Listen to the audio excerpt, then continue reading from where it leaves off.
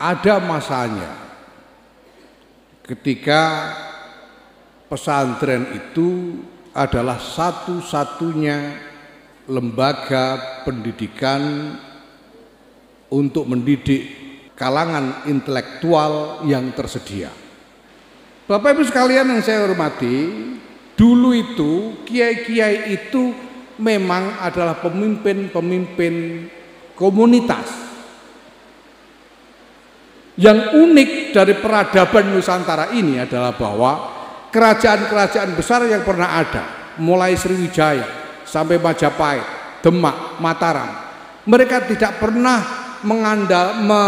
menerapkan kontrol sistemik kepada wilayah kekuasaan mereka. Tapi mereka menyerahkan kepemimpinan komunitas-komunitas ini kepada pemimpin-pemimpin lokal dan membiarkan komunitas itu hidup secara independen selama tidak melakukan subversi kepada penguasa keraton. Itu yang terjadi. Maka walaupun ada Raja Mataram, ada Ki Ageng-Ki Ageng yang independen. Ada Ki Ageng Pemanan, Ki Ageng Giring, Ki Ageng Geribik, Ki Ageng Selo dan sebagainya. Mereka adalah pemimpin komunitas yang independen. Mereka berfungsi sebagai pemimpin di kalangan warganya. Dan mereka yang menjadi jembatan komunikasi antara warga dengan pusat-pusat kekuasaan. Ini berarti fungsi politik. Karena apa yang menjadi kebutuhan warga di bawah perlindungan mereka, komunitas ini, jamaah ini tugas mereka untuk menyampaikan kepada raja. Demikian juga ketika raja punya perintah untuk kepada jamaah mereka, para Ki Ageng ini yang harus melakukan tawar-menawar dengan raja terkait dengan permintaan raja itu. Ini adalah fungsi politik, fungsi kepemimpinan politik untuk melindungi jamaahnya dari ancaman penguasa dan untuk meminta sumber daya dari penguasa supaya bisa dibagikan kepada jamaahnya melalui tawar-menawar politik.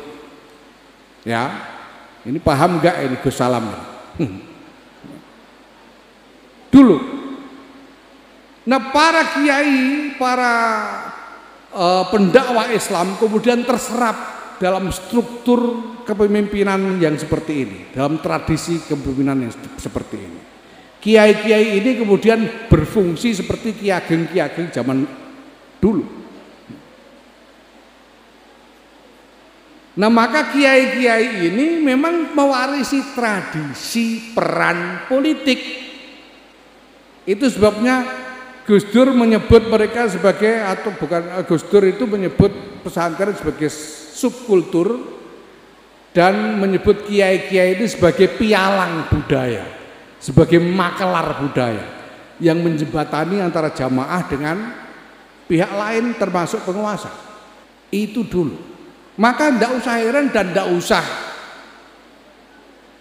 menganggap negatif ketika kiai-kiai punya naluri untuk terlibat dalam politik, karena memang itu tradisinya.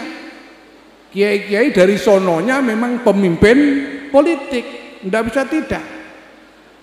Bukannya ngaji, yang ngaji, tapi politik. Ini keunikan Nusantara yang tidak ditemukan di tempat lain. Hanya di Nusantara ini ada ulama melakukan riayatul ummah, itu hanya di Nusantara. Di Timur Tengah, riayatul ummah itu tanggung jawabnya sultan. Dan ulama-ulamanya itu ya tahta nafqati sultan. Ulama-ulamanya itu digaji oleh negara. Di sini enggak. Di sini ulama-ulamanya merdeka, independen, bahkan melakukan riayatul ummah di lingkungan mereka masing-masing. Maka naluri politik itu memang alami.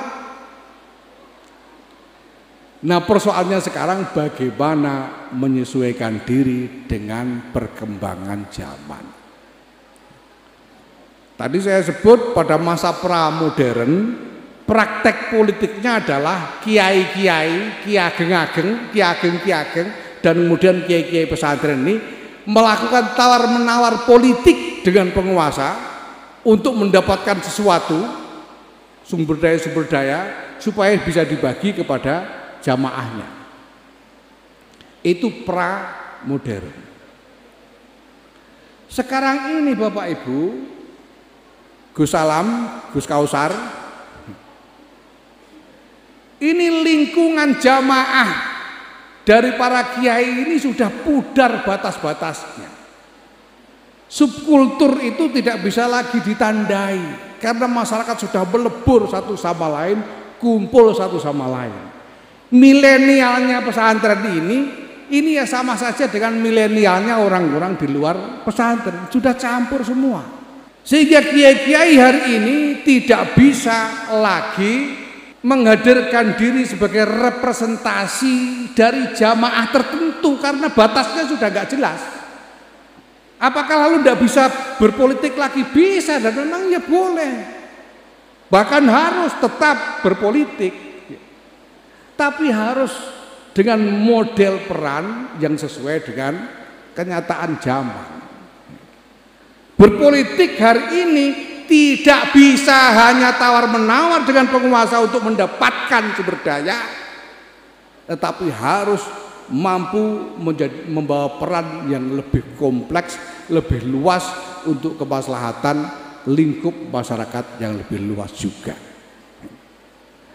Kalau Gus Kausar mainnya masih kepengen kenal dengan pemerintah supaya proposalnya lancar, itu politik pramodern, ndak modern belas. Sekarang ini sudah zaman modern, sudah zaman Eternit.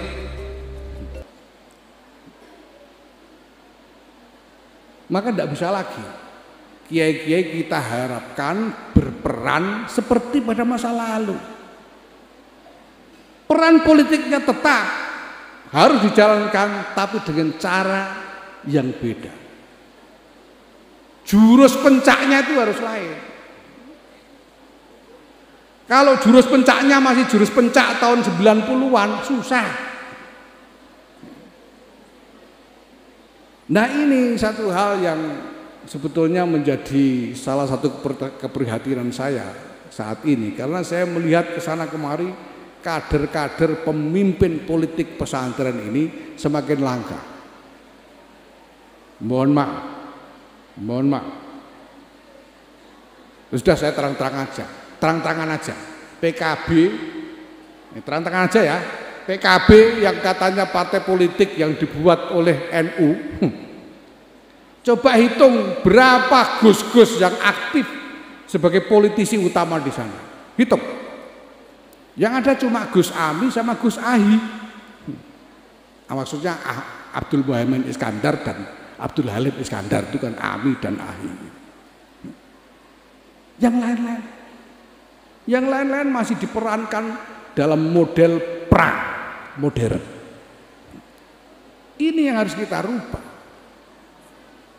Itu sebabnya sebetulnya kemarin itu saya pengen ngajak Gus Salam sama Gus Kausar ke Jakarta ini supaya ngerti jalannya Jakarta gitu loh, supaya enggak kesasar-sasar nanti kalau ke sana itu gitu loh, sepengennya ya, tapi ya enggak diizinkan, ya sudah, enggak apa-apa, nanti saya cari yang lain.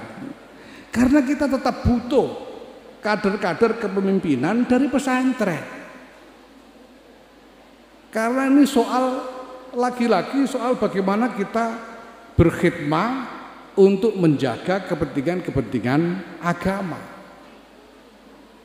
Dan ini zaman berjalan dengan cepat sekali, kita harus belajar dengan cepat supaya bisa menangkap dan menyesuaikan diri dengan perubahan-perubahan. Mau saya itu Gus Kausar jangan lama-lama belajarnya, dekem tok ning Jawa Timur, lihat dunia luas.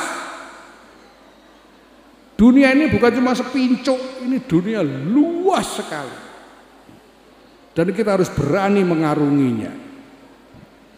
kader-kader pesantren harus berani mengarunginya. Karena kalau tidak kita akan hanya menjadi korban dari mereka yang sekarang bermain-main di sana.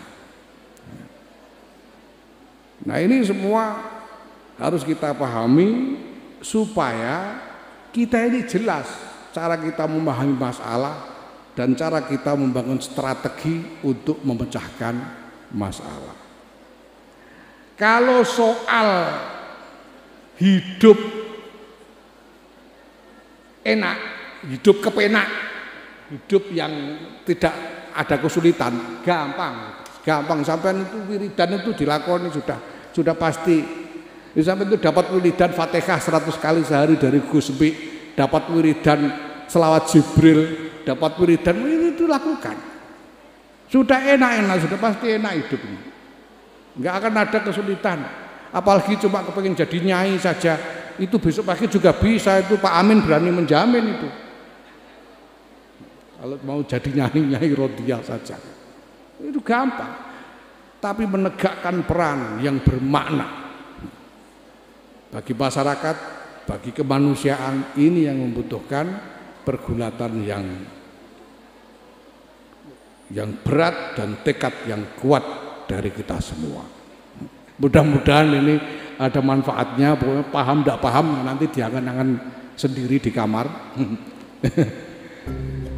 Dan mudah-mudahan kita semua apapun juga tidak henti-hentinya mendapatkan guyuran barokah dari guru-guru kita, dari masyayikh kita, dari ilmu-ilmu yang kita warisi dari beliau-beliau semuanya.